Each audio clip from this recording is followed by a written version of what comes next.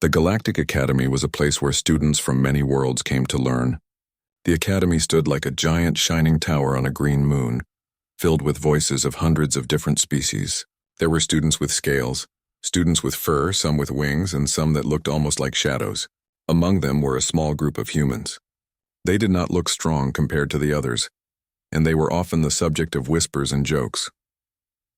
One afternoon, in the wide hall of learning, alien students sat together. They were talking loudly about Earth and its strange rules. Humans, they said, were the only species who had banned many forms of combat and weapons. A tall insectoid student clicked his mandibles and said that humans were weak. A feathered student with bright eyes laughed and added that humans were afraid of war. Soon the hall was full of laughter, sharp and cruel. Daniel, a young human, sat at the edge of the group. His hair was dark, his face calm, but his eyes showed that he had heard every word. Beside him sat Claire, another human with pale hair tied back and a quiet expression. They did not answer at first. They had heard these jokes many times before. The aliens laughed louder, thinking their silence was proof of weakness.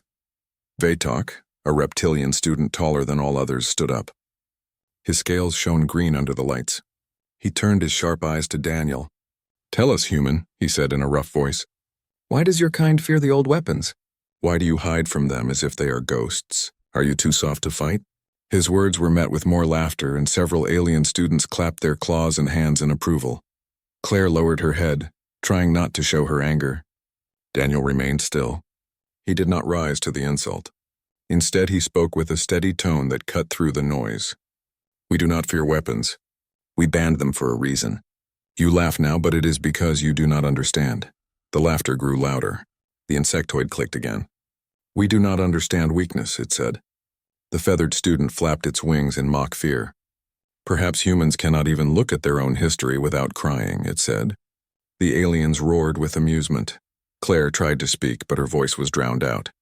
"You do not know what you are asking," she said, her words lost in the noise. Daniel put a hand on her arm, asking her to stay calm. His gaze moved back to Vaitok. "If you wish to understand, then watch the truth. The Academy holds archives. There is footage of what humans once did, of what we lived through. Watch it and then speak again." The aliens leaned forward with interest. They thought they would see something laughable. "Yes, show us," Vaitok hissed. "Let us see the humans run from fire. Let us see you cry at your own weakness." The dean of the academy, an elder from a peaceful water world, had been listening quietly at the edge. His body shimmered like liquid and his voice was calm when he spoke. "You must be careful," he said. "The archives you ask to see are not shown without reason. They are not games." But the alien students pressed harder. Their voices rose together, demanding to see what humans were so afraid of. They wanted proof of cowardice. Daniel only nodded. "Then watch," he said softly. The arrangement was made for the next day. The special hall of archives would be opened. The alien students cheered, sure that they would enjoy mocking humans even more once they saw what was hidden. They joked about bringing food to enjoy during the show. The insectoid said it would be like watching a play. The feathered student laughed and said it would be a comedy. When the gathering ended, the alien students left in high spirits. Their laughter echoed down the wide halls of the academy. Daniel and Claire walked slowly together. Claire's steps were heavy, her face troubled.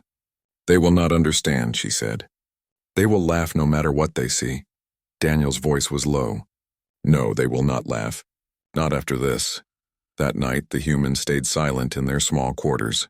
The walls of the academy hummed with the voices of other students, still joking, still mocking. But the humans said little. They knew what the others would see soon. They knew the weight of their own history, the shadow that never left humanity's side. The next day came quickly. The Hall of Archives was a dark, quiet place. The walls were smooth and high, and a great screen stood at the center. Students from many races filled the seats, buzzing with excitement. The alien voices were loud, filled with jokes and mocking calls. They wanted the show to begin. Daniel and Claire entered last, taking their seats at the front. The dean stood near the controls, his liquid body shimmering with unease. He spoke one last time. "This is dangerous knowledge. Once you see it, you cannot forget it. Humans did not ban weapons because of fear. They did it because they remembered." But the students only shouted for the screen to light up. They were impatient. They wanted to laugh. Vatok leaned forward, his teeth showing. "Begin," he growled. Daniel looked at Claire and she gave a small nod. He turned his eyes back to the screen. "Then let them see," he said quietly. The lights dimmed. The hall grew silent as the first images began to move across the screen. The alien students were ready to laugh, ready to mock. But the humans sat still, their faces hard and unreadable. They knew what was coming. They had carried it all their lives. And as the screen glowed brighter, the truth of human history was about to unfold before every eye in the hall. The hall was filled with a quiet tension as the first flickers of light began to move across the screen. At first, the aliens leaned back in their seats, smirking, whispering to one another. They expected something primitive, something they could dismiss. The humans, Daniel and Claire, sat still. Their eyes did not move from the screen. The first images showed old Earth soldiers marching. They wore heavy clothes of dull colors and carried long rifles on their shoulders. Mud covered their boots and their faces looked young yet already tired. Alien students chuckled. An insectoid clacked its mandibles in amusement. "They look so small," it whispered. A winged student shook its feathers. "Where is the strength? Where is the glory?" It said, but then the footage shifted. The marching men entered trenches dug deep in the earth. Explosions burst all around them and dirt rained down. Smoke filled the air. Soldiers crouched low, covering their heads as shells landed. The sound was deafening even through the old recordings. Alien students leaned forward, no longer laughing. The insectoid tilted its head. "So much fire," it muttered. The screen showed days and nights of endless fighting. Men climbed out of the trenches, charging forward only to fall in the mud. Gas clouds rolled across the ground, and soldiers pulled strange masks over their faces. Some did not move in time. The footage lingered on bodies lying still as the gas crept over them. The feathered student shifted uneasily in its seat. Why did they fight like this?" it asked. Daniel did not answer. He only watched, jaw tight. Claire's hands were folded in her lap, her knuckles white. The footage changed again. Bombs fell on cities. The screen showed buildings crumbling as fire swallowed entire blocks. Families ran through the streets carrying children, dragging bags, trying to escape. The sky was black with smoke and the ground was covered in rubble. Alien students stared, their voices quiet now. A scaled student blinked slowly. "That was not a battlefield," it whispered. "That was a home." The next scene showed soldiers advancing through ruined towns, their faces streaked with ash. Some carried wounded comrades on their backs, refusing to leave them behind. Others huddled around fires, shivering in the cold, yet still preparing to fight again the next day. The aliens saw not weakness but endurance, a grim determination that did not break even when everything around them fell apart. One alien, a small furred creature, squeaked nervously. Why did they not stop? It asked. No one answered. The hall was growing heavier with silence. The footage grew darker. The screen showed flashes of white light, so bright they filled the whole image. Then the camera revealed what came after. Entire cities were gone. Nothing left but ash. Shadows burned into walls, rivers boiling away. The silence in the hall grew deeper. Aliens shifted in their seats, but no one spoke. The insectoid that had laughed before now sat with its limbs tucked close, eyes wide. Claire whispered softly, her voice barely heard. "That is why we banned them." The footage did not stop. It showed lines of prisoners behind barbed wire, their faces hollow and thin. It showed piles of bodies, bulldozers pushing them into pits. It showed children without parents staring blankly at the camera. The alien students turned their eyes away, but the screen forced them to see. The horror of human cruelty was not just in the weapons, but in what humans could do to each other. Vatok, the reptilian who had mocked the loudest, shifted in his seat. His claws gripped the armrest tightly. For the first time, his scales did not shine with pride. They looked dull under the glow of the screen. "This," he muttered, but he did not finish. Then came new scenes. Soldiers planting flags on beaches, crawling forward under endless gunfire. Others marched through snow so deep it swallowed their legs, yet still they moved forward. Ships filled the oceans, planes filled the skies. The fighting never seemed to end. Humans kept going, no matter how much they lost. The dean, standing by the controls, watched the alien students carefully. His liquid form shimmered with sorrow. He had seen the footage before. He knew how it ended. The final images came. A giant mushroom cloud rose into the sky, a pillar of fire and death. The light was so bright that the old recording still burned into the eyes of those watching. The ground shook even in memory. Then silence filled the screen. Nothing moved. Only ashes, only shadows. The footage stopped. The screen went dark. For a long moment, no one in the hall made a sound. The aliens who had come to laugh now sat frozen, their eyes wide, their mouths closed. Some trembled. Some looked down at their hands or claws or wings as if trying to imagine what it would be like to hold such power. Claire's voice broke the silence. "We banned them because we know what they do. We banned them because we lived through it," Daniel added, his voice low but steady.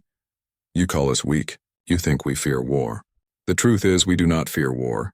We fear what we become when we use it. We fear losing our souls." Vatok raised his head slowly. His voice was rough, uncertain. "No race, no world I know has ever done this. Not to such scale. Not to their own kind. How could you survive this?" Daniel looked at him, his eyes calm but heavy. "Because we had no choice. We survived because we would not let the darkness win. But we learned. We had to learn." The insectoid shifted uncomfortably, clicking its mandibles in a nervous rhythm. It was not weakness, it whispered. It was something else. The feathered student that had laughed before lowered its head, wings drooping. None of them met the human's eyes. The dean stepped forward, his form glowing softly in the dim hall. "This is why the humans chose their path. It is not the path of fear. It is the path of memory. They know better than any of us what destruction means." His voice echoed in the silence. The alien students remained still. Their mocking words had died in their throats. They had come to laugh at humans. They left only with questions and unease. They now understood that the ban was not weakness. It was wisdom, hard-earned through fire and suffering. Daniel and Claire stood. They walked out together, leaving the others in silence. Behind them, the hall felt heavy, as if the air itself carried the weight of what had been shown. The alien students did not move for a long time. They sat in quiet thought. The images of fire and ash burned into their minds. For the first time, they did not laugh at the humans. For the first time, they wondered if perhaps they had been wrong all along. The Hall of Archives stayed quiet long after the footage ended. The alien students, who had entered laughing and mocking, now sat in their seats like statues. The sounds of destruction still echoed in their minds. They could not erase the visions of fire, ruins, and the unbroken human will that had carried on through endless war. The silence was heavy, pressing against their chests. Daniel and Claire left first.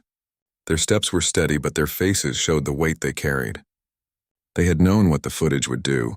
They had seen it before, and yet each time it was shown, it cut deep into them again. For them, it was not only history. It was memory carried in their blood. Behind them, the alien students finally began to move.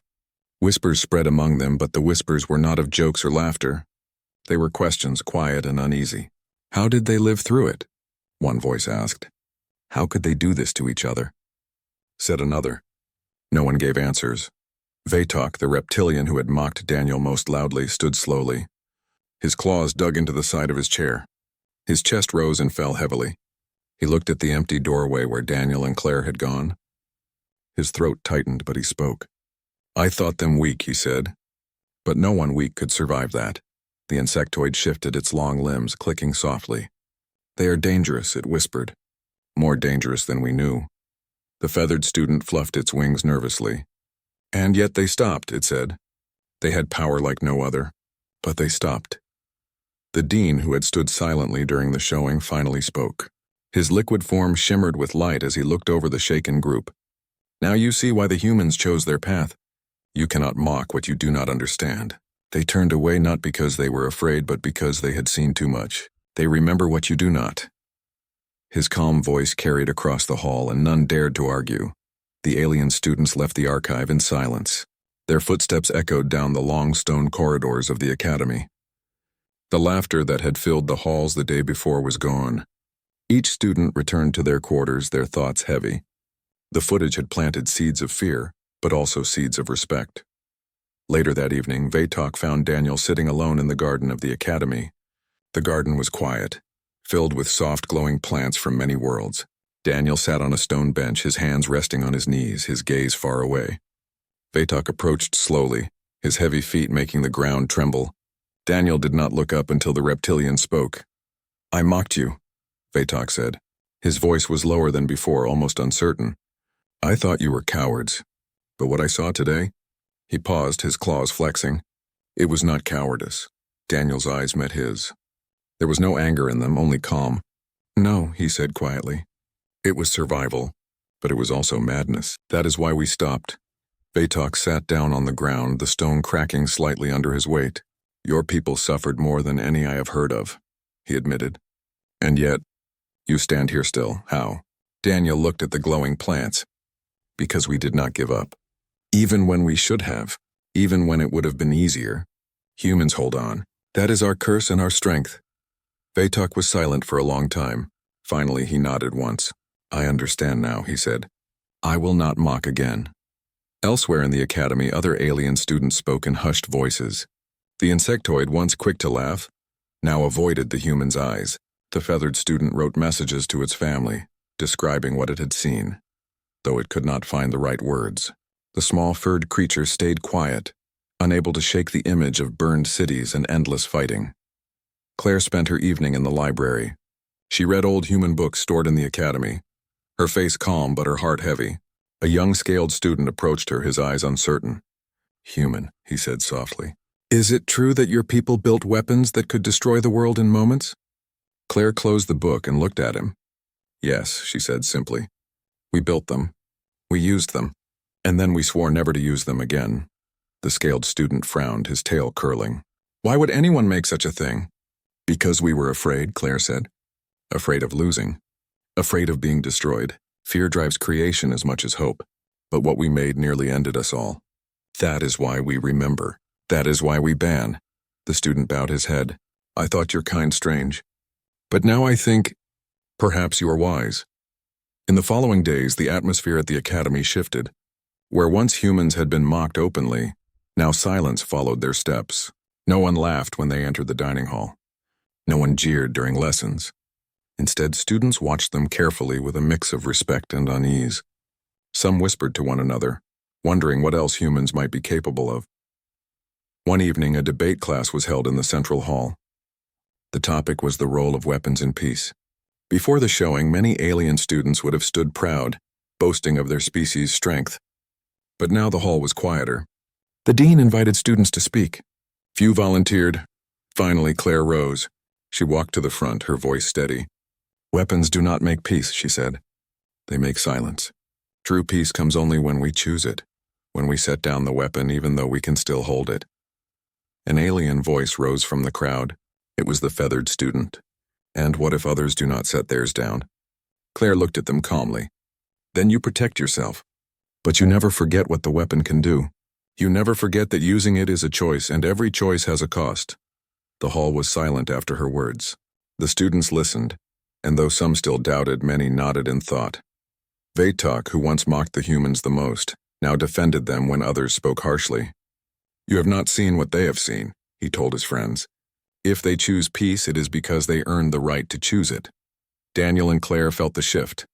They no longer walked through the academy as outcasts.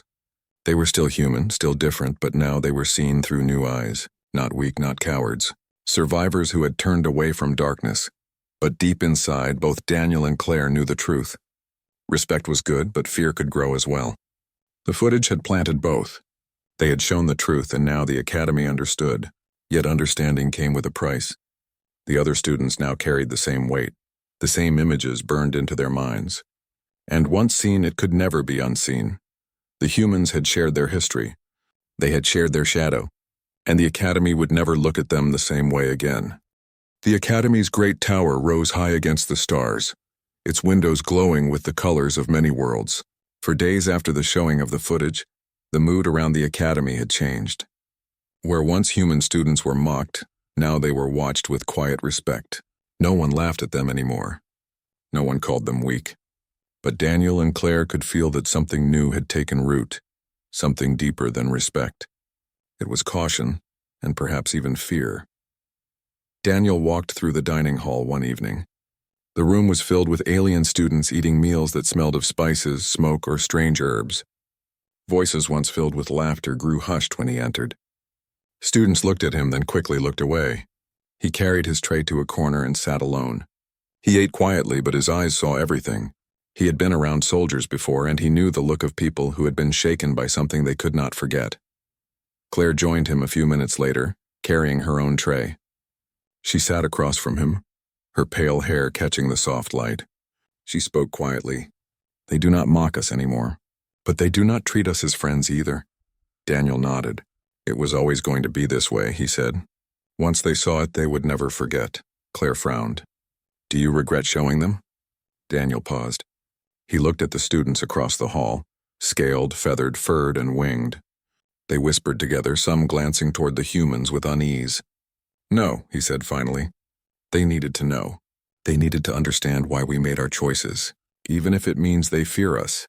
In another part of the academy, Vatok sat with his own kind. His scales no longer gleamed with pride. He sat hunched forward, speaking in a quieter voice than before. I mocked them, he admitted. But I was wrong. The humans are not cowards. They are survivors. We laughed at them because we thought they were weak. But I have never seen strength like theirs, another reptilian hissed. Strength? They destroyed themselves. They burned their own world. Vatok lifted his eyes, sharp and hard, and yet they still stand. Can you say the same for us if we had faced what they did? His words silenced the table. None of them could answer.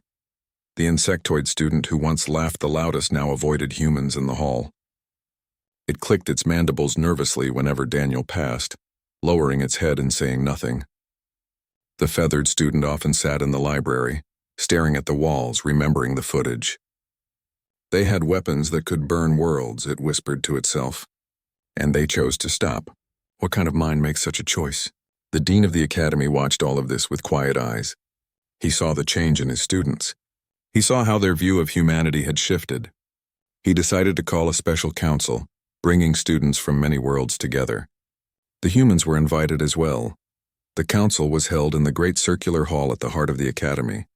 Hundreds of seats curved around the floor where the dean stood. The walls shimmered with light, and the air was filled with the voices of many languages. When Daniel and Claire entered, the voices fell into silence. The dean spoke. His liquid form glowed softly. Students of many worlds, he began, you have seen what humanity carries. You have seen what they once did and why they turned away. Now I ask you, what have you learned? There was silence for a long time. Then one small furred student rose, its voice shaking. I learned that humans are not weak.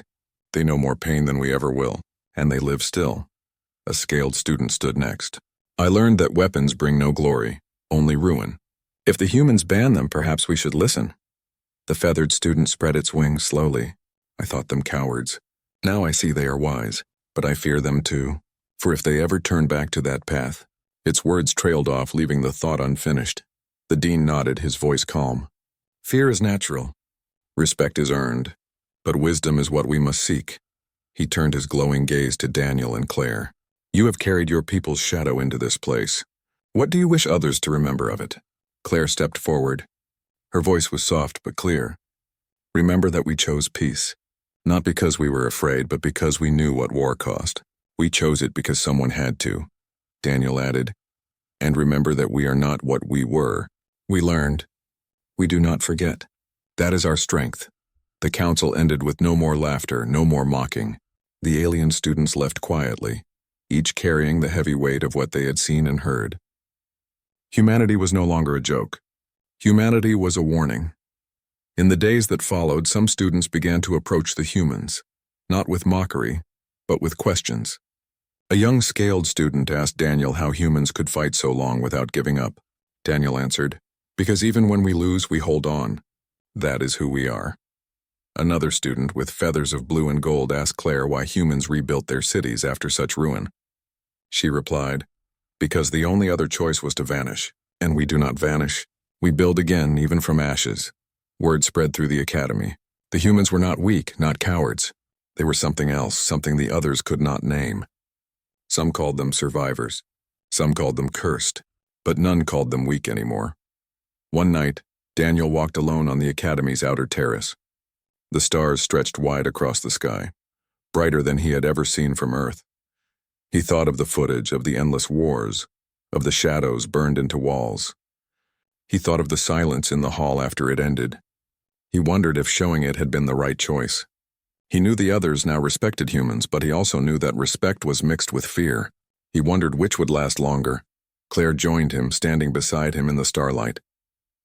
They will never forget what they saw, she said softly. Neither will we, Daniel replied.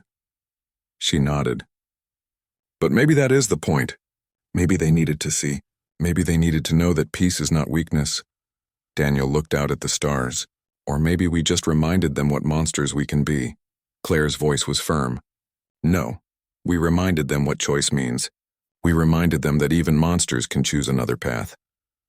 They stood together in silence, watching the stars above the academy. Somewhere deep inside, Daniel hoped she was right. In the days ahead, the alien students no longer mocked when the human ban was mentioned. Instead, they fell quiet. And in that silence, there was respect. In that silence, there was fear. And in that silence, there was the beginning of understanding. The alien students walked out of the hall slowly, as if their feet carried heavy stones. None of them laughed now. Their voices were quiet and their eyes kept glancing at one another, uneasy and unsure. The mockery that had filled the room earlier was gone. In its place, a heavy silence wrapped around them like a shadow. They had thought the human ban on old combat was a weakness, but after watching the footage, they were not sure of anything anymore. Daniel sat in his chair, still and calm. His hands rested on the table, but his face showed no joy or victory. Claire sat beside him, her shoulders drawn close as if the weight of the memories pressed her down. She had seen the footage many times during her training, yet each time it hurt. Each time it reminded her of what her people had survived and what they had chosen to turn away from. Across the hall, Vatok lowered his tall reptilian head. His green eyes were wide and the ridges on his skull seemed less sharp than before. He had been the loudest in his ridicule. Now he found no words. His throat tightened as he remembered the explosions, the burned cities, and the faces of humans who kept fighting even when all was lost. His species had fought wars too, but never like that. Never so total. Never so devastating. One of the insectoid students, whose chittering voice had earlier mocked human frailty, curled its limbs close and spoke in a soft tone. It admitted that its people had no memory of war on such a scale. Another alien with long tendrils for arms whispered that no law in the galaxy had ever been needed to forbid such things among their own kind. They had never dared go that far. Yet the humans had not only gone that far, they had survived it. The dean of the academy stood quietly at the front, his ancient eyes studying the room. He had seen many generations of students, many lessons taught, but this was one he knew they would never forget. He cleared his throat gently and spoke, his voice calm and steady. He told them that the footage was not shown to glorify destruction, but to remind everyone what choices must be made to keep the galaxy safe. He reminded them that restraint was not weakness. It was strength greater than weapons. Daniel finally spoke, his voice even and without pride. He told the alien students that humanity did not fear war. They feared what war could make them become. They feared losing the part of themselves that could still choose peace, kindness, and hope. That was why the ban existed. It was not a chain to bind them, but a wall to protect them from falling back into the fire. Claire added softly that every human child grew up with stories of those dark times, not as legends of glory, but as warnings.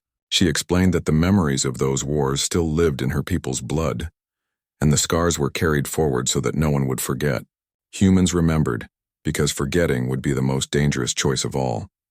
Vatok raised his head slowly and asked, in a voice that shook, if humanity could truly hold back such power forever. Daniel's gaze was steady when he answered. He said that no one could ever be certain of forever, but humans would keep choosing restraint again and again, because they knew what awaited on the other side. He told Vatok that survival was not only about winning battles, it was also about knowing when not to fight. The alien students listened in silence. Some looked at Daniel and Claire with respect.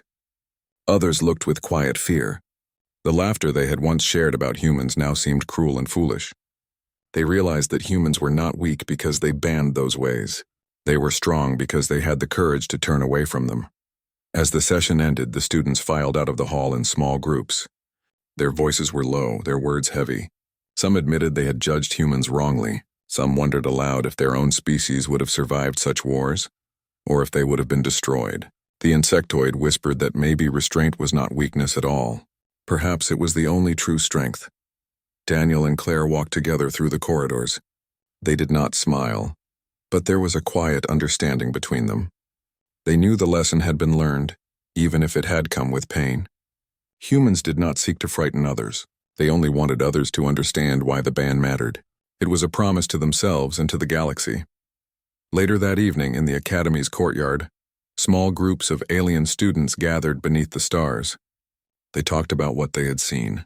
Some could not sleep, for the images of burning cities and endless fighting haunted their minds. One young alien whispered that if humans had ever turned that fire toward the galaxy, nothing could have stopped them. Another answered that perhaps what made humans most dangerous was not their weapons, but their will to endure anything. The dean walked among the groups, listening without interrupting. He saw the change in them. He knew the memory of this lesson would stay with them long after they left the academy. He also knew that respect for humans had now been born, the kind that no mockery could erase. The next day in class, no one mocked the human ban. When the subject came up, silence filled the room. Not a fearful silence, but one of recognition. The alien students had seen the truth with their own eyes. They knew that humans had walked a road no one else dared to walk, and they had chosen to turn away from it. That choice spoke louder than any weapon. Daniel sat quietly, listening to the silence. Claire looked around and felt a small sense of relief. She whispered to Daniel that maybe, just maybe, the others understood now. Daniel nodded and said that understanding was the first step toward peace. In the weeks that followed, the alien students treated Daniel and Claire differently. They asked questions not to mock but to learn. They asked about human resilience, about how people could rebuild after such destruction. They asked how humans found hope after losing so much. Daniel and Claire answered patiently, knowing that the questions were born of respect, not ridicule. By the end of the term, the change was clear. Where once there had been mockery, there was now quiet admiration. The alien students no longer spoke of humans as weak. They spoke of them as a people who had survived the fire and chosen not to carry it forward. It was a lesson none of them would forget. And so, the story of the human band lived on in the academy. It became a tale whispered not with laughter but with reverence. For the aliens had seen the truth. Humans were not afraid because they were weak. They were careful because they were strong enough to remember. And in the galaxy, that truth echoed louder than any weapon ever could.